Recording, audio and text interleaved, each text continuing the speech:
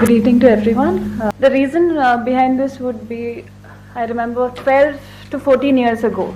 Today I'm standing here as an individual, as a icon, as a star, whatever it is. I'm here to make a difference to this whole program.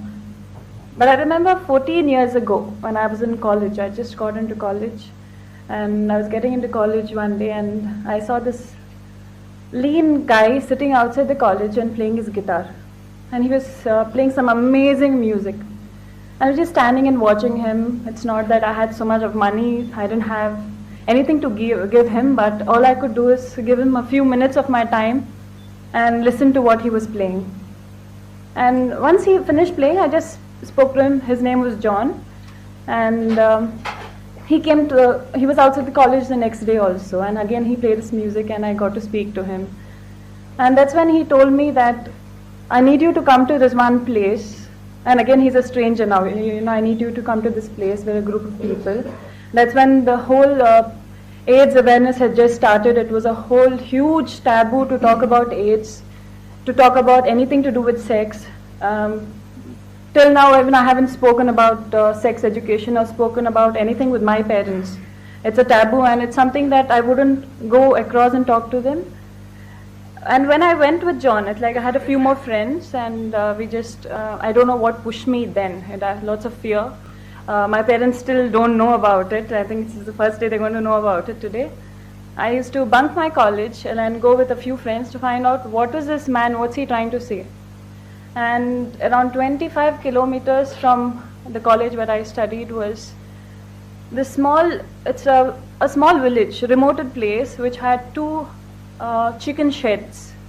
So they had emptied out two chicken sheds, and there was some person who had started, who wanted to make a difference, who had one of the chicken shed emptied out for the ladies and one for the men.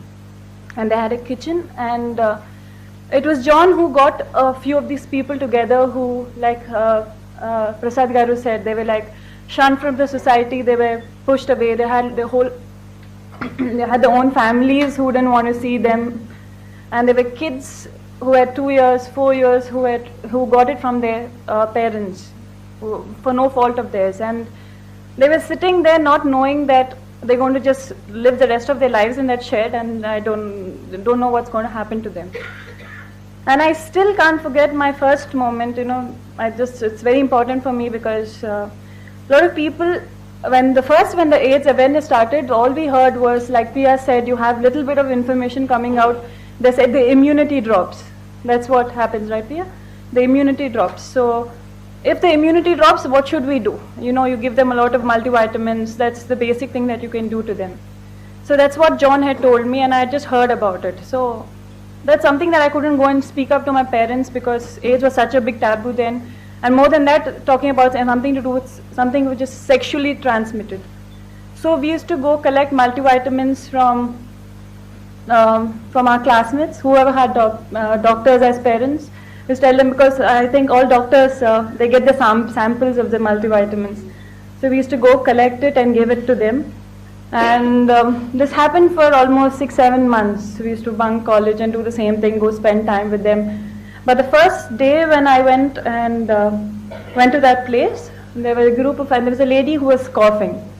And I still had that fear of not wanting to touch a patient who has AIDS. That again was a fear in my mind. And I remember going up to her, and she was coughing. And I was very shaky, and I went close to her, and she told me, she's like, you won't get it by touching me. She's like, what you need to take care of is I've got TB, and you need to keep away from me because that can be transmitted. And she just said, you sit far away and talk to me. And then the next thing was, another challenge for me was when John made some food, and all of us played a game of volleyball together, and John made some food, and he just mixed the food in one plate and he gave it to us. And for me to take that food again from that plate was very scary. Honestly, it was very scary. And these were the questions which troubled me a lot, because I could never come back home and ask my parents, what is it? I didn't have any teacher to go and tell me, okay, what do I know about AIDS? Internet, then I didn't have access to internet. There was no access. There was nobody to talk about, and I remember it troubling for me for 1-2 years. And after 1 year, I lost touch with those people. John passed away, and we got to hear that the sheds were closed down, and I don't know, I think a foundation took over it. I'm not sure what happened. But because of the fear that I had, and because I didn't have anyone to speak to at that time, being a young girl, I had to disconnect from that. I think we need to have a mass education system where it'll be the first school where you'll have 60-year-old people and you'll have 2-year-old kid learning together.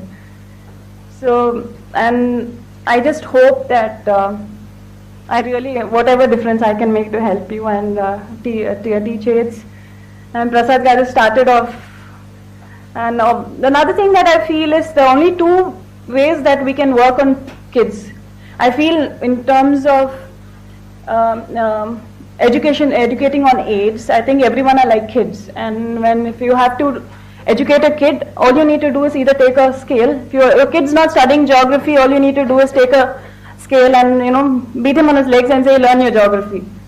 And the other way is either you imply it to them where it's their bread and butter, or you threaten them, or you put it to them in terms of animations where they enjoy it. And you have like if it's Nagarjuna Garu, I'm sure anyone in any village, any corner would just want to come and see his face.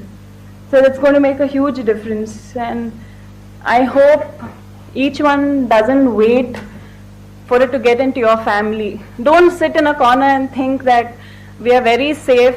You never know what happens when. So the best thing is to spread that awareness for people who have kids. Please talk to your kids. I'm sure it's going to be extremely difficult. If you can't, then you have all of us who can come and speak to them. So I hope we make a start somewhere before it's late.